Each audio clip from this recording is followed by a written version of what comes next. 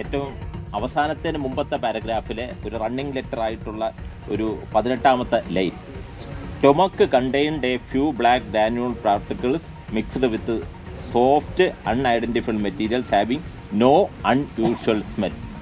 മുകളിൽ കൺഫ്യൂഷനൊക്കെ പറയുന്നുണ്ട്. അത് സ്വാഭാവികമായിട്ടുള്ള സമാധി സമയത്തുള്ള കാര്യങ്ങളാണ്. അതൊന്നും മരണകാരണമല്ല. പിന്നെ അടുത്തൊരു മരണകാരണമായിട്ട് നമുക്ക് ചിലപ്പോൾ അനുമാനിക്കാൻ പറ്റുന്നത് എന്തെങ്കിലും അകത്തൊരു എന്തെങ്കിലും പാർട്ടിക്കിൾസ് പോയിട്ടുണ്ടോ എന്നുള്ളത്. അതാണ് stomach contained a few black granules mixed with soft unidentified materials having no unusual smell.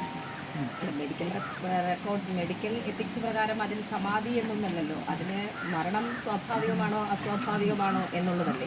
അല്ല, സമാധി ആയിരുന്നു എന്നുള്ളതാണ് നമ്മൾ പറഞ്ഞത്. സമാധി ആയിരുന്നു എന്നാണ് കുടുംബം പറഞ്ഞത്. ആ സമാധി ഈ പോസ്റ്ററിൽ തന്നെയാണ്, അതിൽ യാതൊരു എക്സ്റ്റേണൽ ഫോഴ്സും ഇല്ലാതെ, അതായത് പുറമേ നിന്നൊരു ഫോഴ്സൊന്നും ഇല്ലാതെ സമാധി ആയിരുന്ന തന്നെയാണ് അദ്ദേഹത്തിൻ്റെ സമാധിയായിട്ടുള്ള മൃതദേഹം തിരികെ എടുത്തത് എന്നാണ് പോസ്റ്റ്മോർട്ടം റിപ്പോർട്ടിൽ 4ാമത്തെ പാരഗ്രാഫിൽ പറഞ്ഞത്. ആ കാര്യമാണ് നമ്മൾ പറഞ്ഞത്. അല്ല, അതാണ് പറഞ്ഞത്. ഓൺ റിമൂവ് അവരിവിടെ ഒന്ന് ഇൻസ്പെക്ഷൻ നടത്തിയപ്പോൾ എങ്ങനെയാണോ ആ ബോഡി ഇരുന്നത് അത് കണ്ടു എന്നാണ് ആ റിപ്പോർട്ടിൽ. തീർച്ചയായിട്ടും എങ്ങനെയാണോ ബോഡി ഇരുന്നത്. ഒരിക്കലും മെഡിക്കൽ റിപ്പോർട്ടിന് പോസ്റ്റ്മോർട്ടം എന്നല്ല, മെഡിക്കൽ എത്തിക്സ് പ്രകാരം അതിൽ സമാധി എന്നൊന്നില്ലല്ലോ. ഇല്ല അതാണ് നമ്മൾ പറയുന്നത്. അതിനെ വേറെ ഏതെങ്കിലും കമ്പോ മറ്റ് കാര്യങ്ങളോ ഒന്നും വെച്ച് കെട്ടിവെക്കുകയോ അതൊന്നുമില്ല. കുടുംബം എന്താണോ സമാധി എന്ന് പറഞ്ഞത് അത് തന്നെയാണ്. അല്ല, അദ്ദേഹം സമാധിയായിരുന്നു. നടന്നു വരുന്നത് എല്ലാ ദിവസവും നടന്ന് ഈ കോവിലിൽ വരുമായിരുന്നല്ലോ.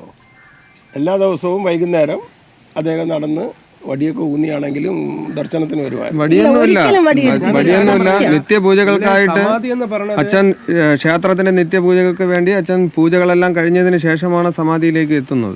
ആരോഗ്യത്തിന് ഒരു കുറവില്ല. കാരണം കൃത്യമായിട്ട് ഭക്ഷണാഹാരം, മരുന്ന് ഇതെല്ലാം കറക്റ്റാ.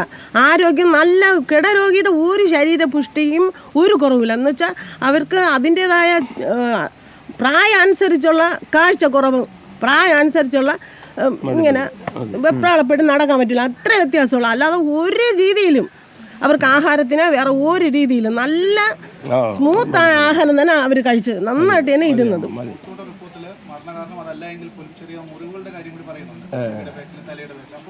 അതൊന്നും ഇതിന് ശിവന് കൈലാസനടാ ഈ സത്യസന്ധത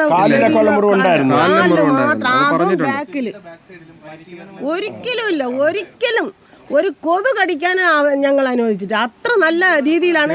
ദിവസം കുളിക്കുന്ന ആളാണ്.